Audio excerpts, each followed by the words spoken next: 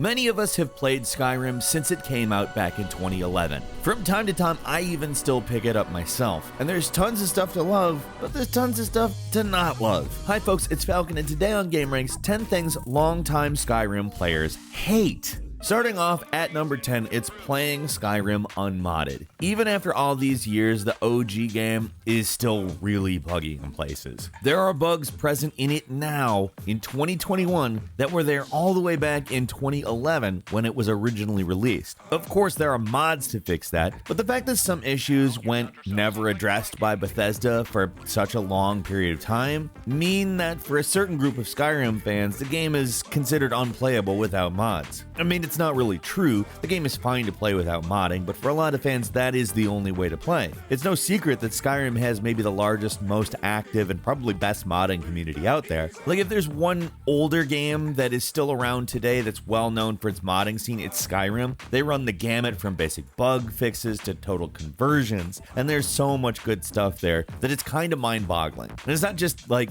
Macho Man as a dragon or Thomas the Tank Engine as a dragon. There's a lot of really polished, interesting mods out there. But here's the thing, most people don't play Skyrim with any mods at all. The PC population is big, but it's only a small slice of the Skyrim pie. The console players only get a small sampling of Bethesda approved mods for the console, and I have to imagine most players just ignore it. They're totally fine playing the game vanilla, but for hardcore and long-term people, it's the mods that keep them coming back, and not like the stellar, untouched, pristine original gameplay. Obviously the game's good on its own, but it's also old and buggy.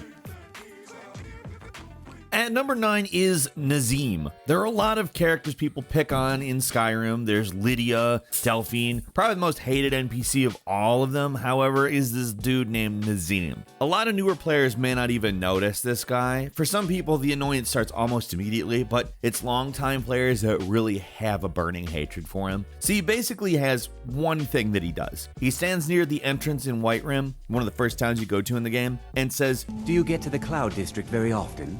Oh, what am I saying? Of course you don't. Like, just a blatant display of disrespect for the Dragonborn from Nazeem here. Shocking. There's so much about this that rubs people the wrong way. The way he implies that you're a loser, the way he constantly repeats the line every time you pass him in Whiterun, the fact that the Cloud District isn't even really fancy. Like, there's so much about it that makes people mad. Another infuriating aspect to him is the fact that he's got a key to a place called Wintersand Manor, which you can pickpocket, but the key doesn't actually go anywhere. Wintersand Manor was a place that the developers took out of the game, but the key's still there. You can pick it up, and to add insult to injury, you cannot drop it. It's stuck in your inventory now, forever taunting you with a key to a place that does not exist. But let's be real, the main reason everybody hates this guy is because he's got a dumb, condescending line that he just repeats constantly. Every single time you come to Whiterun, and for longtime players, it's gotta be like hundreds of times, you're forced to hear this random dude make fun of you with a lame insult. I literally ended the Civil War and saved this country by myself. Just shut up.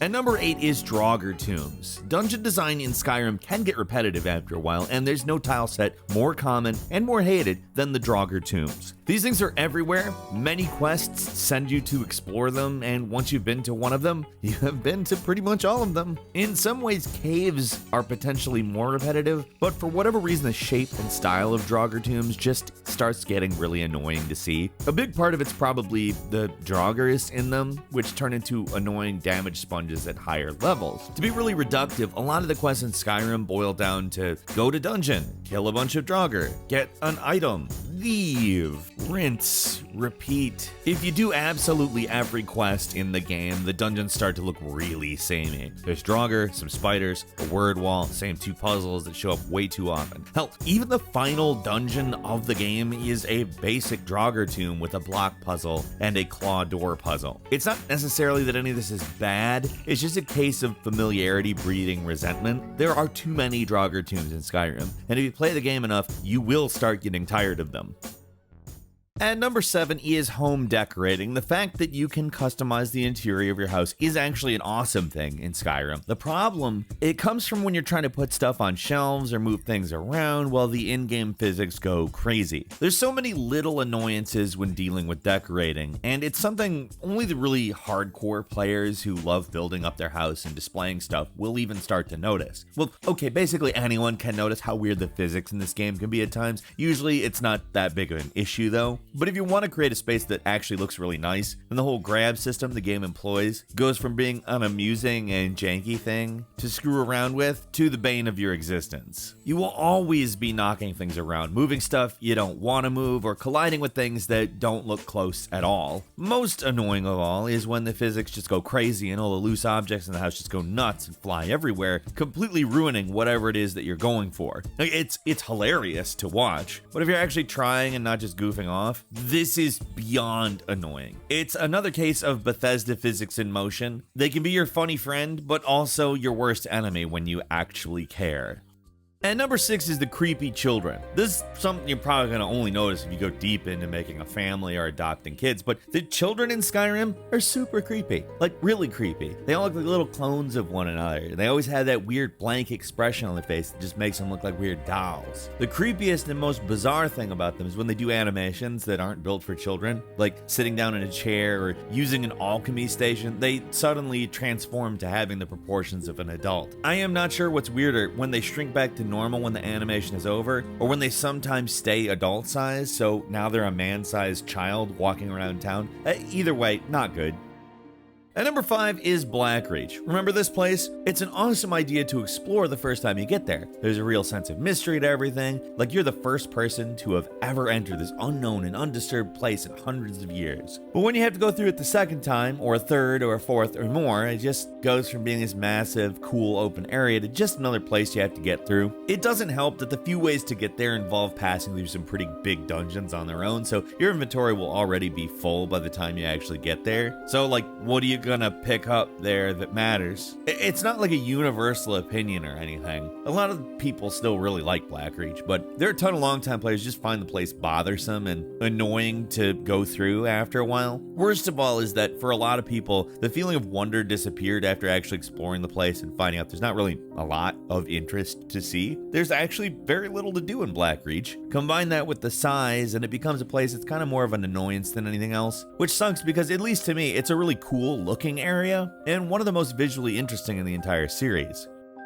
And number 4 is annoying companions, and you know exactly what we're talking about here. Lydia blocking a door, or standing in front of your arrows, or ruining your stealth, or setting off a trap. Like, companion AI is not the best in this game, and there are many, many examples of these people, these NPCs, causing more problems than they solve. Worst of all is when they just kind of get lost on their own, or you set them to stay in one place so you can sneak around, but then when an enemy notices you, the companion immediately goes aggro and sets off the entire area. And don't get us started on the horses. Why exactly is it you, a horse, are trying to help me in combat? You are going to get killed, horse. Again, not for the first time. Like, we're only scratching the surface in terms of annoying stuff with companions here, but anyone who's played Skyrim long enough knows exactly what we're talking about. It is fun to roll around with a companion sometimes, but they can be more trouble than they are worth.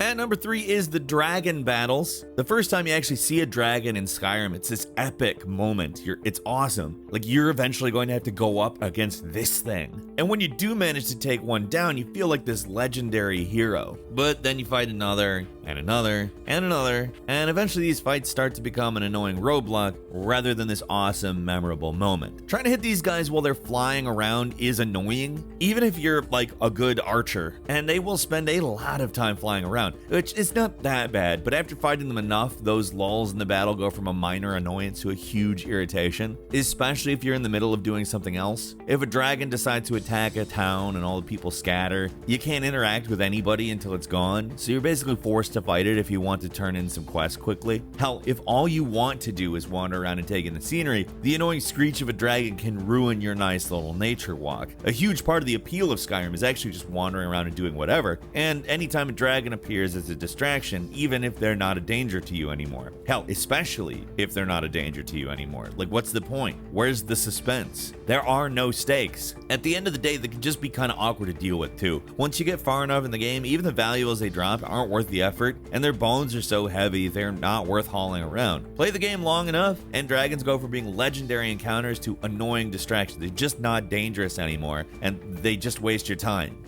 And number 2 is stealth archers, or really any game-breaking builds. Here's the thing, players don't hate stealth archers because they're bad. Far from it, they actually hate them because they're too damn good. The second someone discovered just how overpowered the stealth archer build was in Skyrim, it practically ruined any other builds in the game. Of course, there are plenty of other ways to completely break the difficulty of the game. It's just that the stealth archer build is so powerful and so easy to do that it's hard to resist. You start a new game like, I'm gonna play Mage Knight or whatever this time. Then it takes forever to beat a single enemy, and you're getting frustrated and you just switch back to stealth archer again. What makes this quote-unquote class so powerful is that stealth in general is very effective in Skyrim. Have enough points in it, basically nothing will notice you even when you're standing practically right in front of it. Combine that with critical bonuses you get from attacking from stealth and a decent bow, and you'll be one-shotting enemies left and right. Funny enough, the stealth archer build shows up in Fallout 4 as well. It's basically just as good there. Like I said, it's not the only good build in the game. Using alchemy and enchanting can totally break the game as well, along with certain class and race combos, but stealth archer is just so easy that it is hard to resist. When one or two builds are so much better than the rest, you're left to wonder what's the point of ever doing anything else. Skyrim gives you a ton of options for how to build your character, but for certain players, about 80% of those options are totally pointless. They just go with what works best, and sometimes you kinda hate that.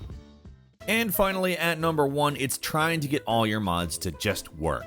Yep, everyone loves modding in Skyrim, everyone's crazy for it, but here's the thing, as much as people love modding the game, there are times when they absolutely hate it too. There's a certain point where every modder goes overboard with mods and starts running into problems. Certain mods aren't compatible, different mods need to be different places in the load order, or something just gets installed wrong. Maybe you download an outdated version of the mod, or maybe it changed, or someone else continue working on a different mod page. Lots of stuff. Downloading and installing mods can be fun, but it can also be a huge pain in the ass, especially when you get really crazy with them and try to start the game with like 200 mods activated at once. Trying to troubleshoot mod issues can be a total nightmare, but when you finally get it all working, there really is no better feeling. Then you play the game for like 10 minutes, admire your handiwork, turn it off, and start downloading more mods. It's the modder's curse. It's both fun and infuriating. When everything works great, I mean, that's great, but when it doesn't, it really sucks. That's all for today. Leave us a comment, let us know what you think. If you like this video, click like. If you're not subscribed, now's a great time to do so. We upload brand new videos every day of the week. Best way to see them first is, of course, a subscription, so click subscribe. Don't forget to enable all notifications, and as always, we thank you very much for watching this video. I'm Falcon. You can follow me on Twitter, @FalconTheHero. We'll see you next time, right here on gameranx.